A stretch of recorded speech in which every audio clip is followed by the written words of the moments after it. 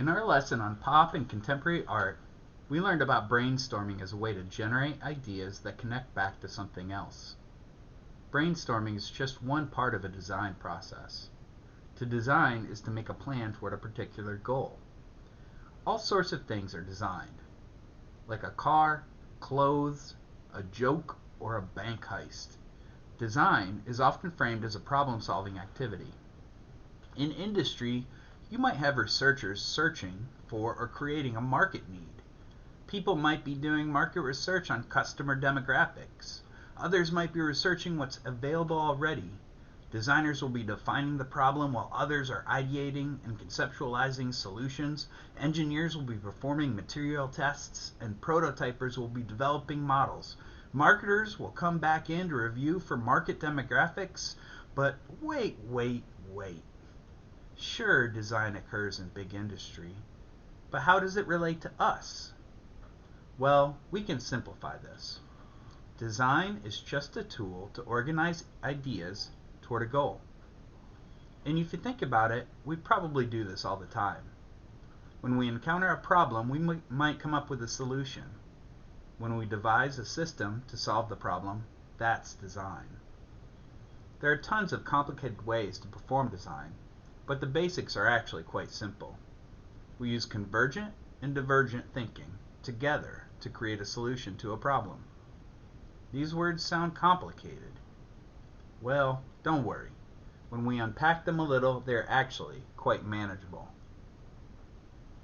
Converge means to come together. So convergent thinking is when your ideas come together or tighten up using logic and sense. At the start, you might say, well, what is my problem exactly? Maybe your answer is, well, I'm tripping and my shoes come off. Why? Well, I'm running around and my shoes are slipping. Why are they slipping? Well, because when I run, my laces untie and they are difficult to tie back up. Well, now, we have our design problem. When I run, my shoelaces untie and they are difficult to tie up. That's convergent thinking. And what about divergent thinking? To diverge means to move apart. And here's where we loosen up our thinking to come up with ideas. Here we are not so concerned with logic and what makes sense so much as just generating a bunch of ideas, kind of like brainstorming. So to use divergent thinking, I might just start making a list of things I could do to solve the problem, like I could go barefoot, I could tape my shoes on, maybe I should not run, or I could replace my shoelaces with fuzzy, sticky straps that are easy to open and close and stay put. The process might continue with a resource review where you narrow your brainstormed list according to what materials you have and how long it will take you to make it work. That's convergent. Or a form generation where you come up with different ways your solution could look. That's divergent. Your whole process could be really complex or quite simple, but generally it means working back and forth between convergent and divergent thinking. So, thinking productively, we might ask what this process might give us if we, say, love the thrill of the treasure hunt, but not the hassle of the cumbersome equipment. How about metal detector sandals? What if the pressure of keeping up with your new baby is really taking its toll on the quality of your house? Baby mop. And I know I'm not alone when I hear the word fork and I think, but all that holding and grasping.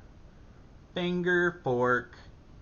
These are all made possible through convergent and divergent thinking. So what if we applied this to analysis? Let's take another look at Romero Britto. Here is his 2011 painting, The Duke and Duchess of Sussex. So if you look at this from a divergent thinking perspective, it will look a lot like what we did in our brainstorming task. We would ask questions like, what does the painting make me think about? And what does it remind me of? Here I could list, for example, that it makes me think of happiness, togetherness, festivity and cherished moments. I might think of events like a wedding or holiday, where we focus on capturing moments and identities.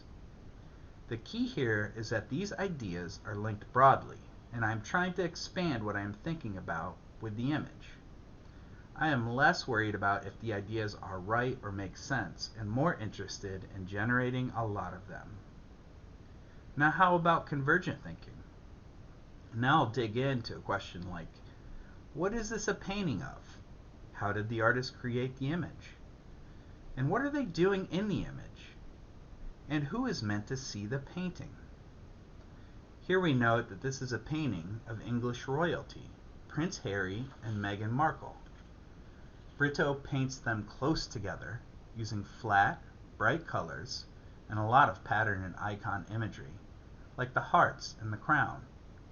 These two people have a celebrity following in the United States where this painting was made and presented. All taken together, this makes sense as a celebration of these people as popular celebrity spectacles. The key here with convergent thinking is that I am digging into what I know to find connections that make sense. I am narrowing the ideas down. Divergent and convergent thinking are great ways to generate and organize ideas. They get really useful when I use them together too.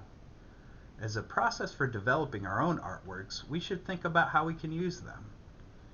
Can you use convergent thinking to define a design problem? Can you brainstorm ideas with divergent thinking? Can you evaluate the ideas and make a plan with convergent thinking? Can you make new decisions as you work with a divergent mindset? Can you evaluate what you created with convergent thinking? Design thinking is just styles of thought and ways to come up with questions. Simple stuff, really, but boy do they help us do amazing work.